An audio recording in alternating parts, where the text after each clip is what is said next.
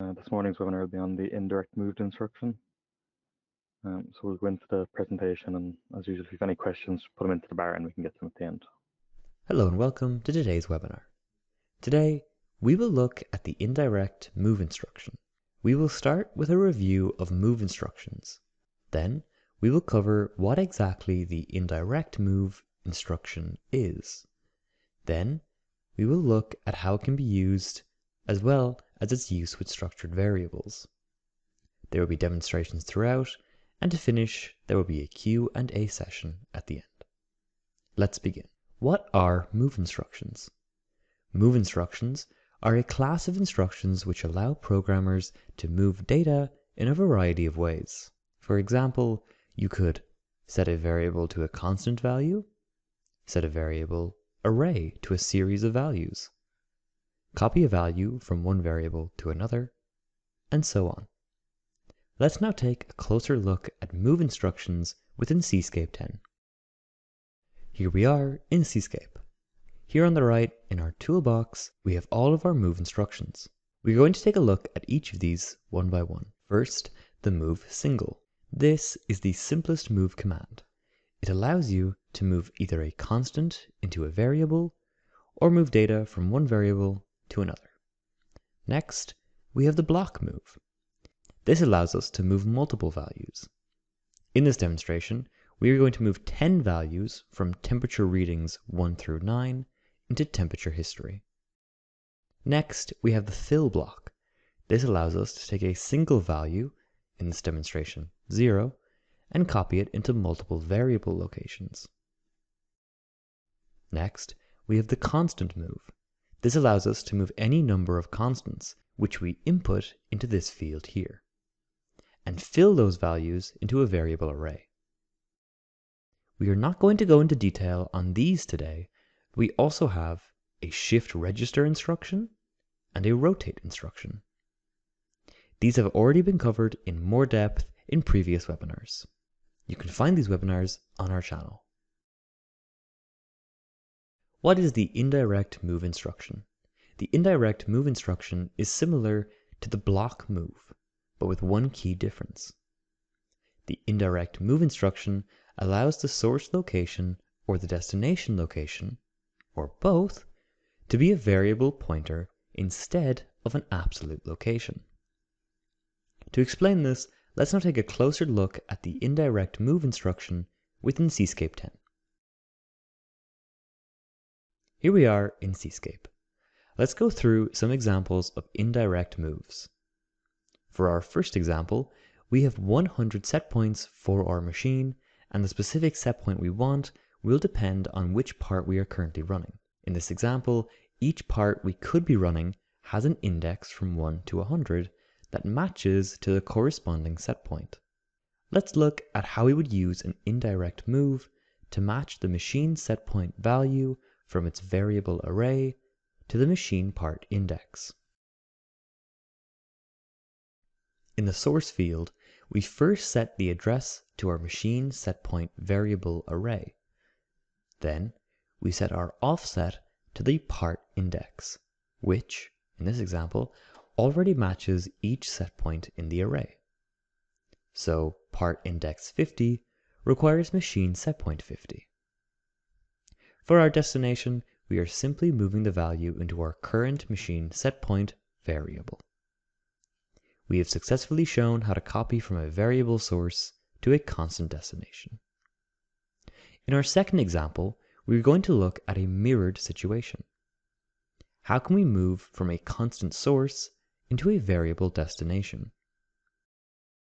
In this example, temperatures are being recorded and we are moving them to a different location, depending on the station number that is being operated. Let's look at how we use an indirect move for this. Firstly, we can notice that our source is set to direct mode, as opposed to based indirect, like in the previous example. And our source is reading from a variable address, not an array. For our destination, we want to move this value somewhere into the temperature readings array based on the offset of the current station number.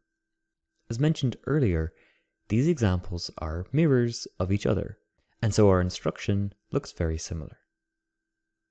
Those are two simple examples of indirect moves in Cscape. Now, let's look at a scenario that is closer to a real-world use case. Here, we have some more advanced use cases for indirect moves.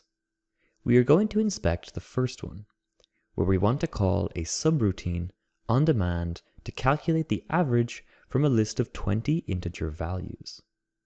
Let's take a closer look at the subroutine. First, at the top of the loop, we use an indirect move block to retrieve a value from the list and add it to the sum.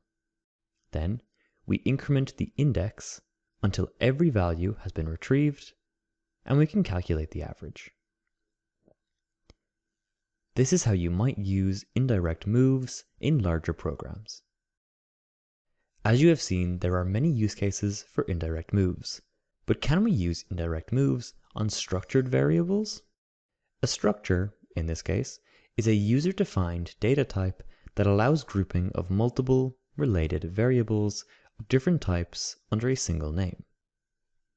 Here, we have an example structure named motor, with 7 variables grouped inside of it of different types. With this structure created, we can then create variables that use this structure. As seen in the image below, the variables main motor, fan motor, and motor history all use the motor structure. Note that motor history is an array variable with a dimension of 100. To access the variables within one of these structures, we add a full stop and the name of the variable within the structure we are trying to access. For example, main_motor.current_rating accesses the current rating of the main motor structure, and so on. There are 12 words within this structure. We can also use this same structure with arrays. Motor history is an array with a dimension of 100. We can still access the individual variables inside the structure in the same way. The biggest change with this example is that main motor contains 100 times the words of our simple variable example. Returning to our original question, can we use indirect moves with structured variables? Let's imagine we want to store the current value of main motor somewhere in motor history. The position we want to store the value at is based on a part index. To set this up, we would first create an indirect move block. This will look very similar to our simple examples from earlier, but we need to be wary of a few key differences. First, for our source, we need to ensure that our address is set to main_motor.current_rating, because this is the first variable in our structure. Then, for our destination, we set the address to motorhistory0.current_rating. This is the first variable in the first structure of our array. Then, for our offset, we do not just use our part index, but rather a new variable called history location, which is our part index multiplied by 12. During our setup, we are always being careful to take note of the 12-word length of each structure. Without this, our variables will be stored in the wrong locations within motor history. And finally, we set our count to 12. We have just shown you how to successfully use indirect moves with a structured variable. That concludes our webinar for today. Thank you so much for listening, and the Q&A session will begin shortly.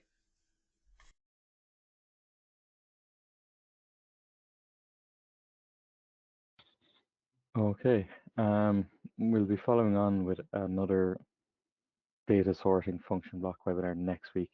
So the link is there if you would like to attend that. I don't see anything in on this one, so I think that's covered for today. So yeah, the registration link is on the website, or it will have been in the newsletter that went out about the webinars, so you can also get the registration link there. Other than that, thank you all for joining us this morning, and I will see you next time.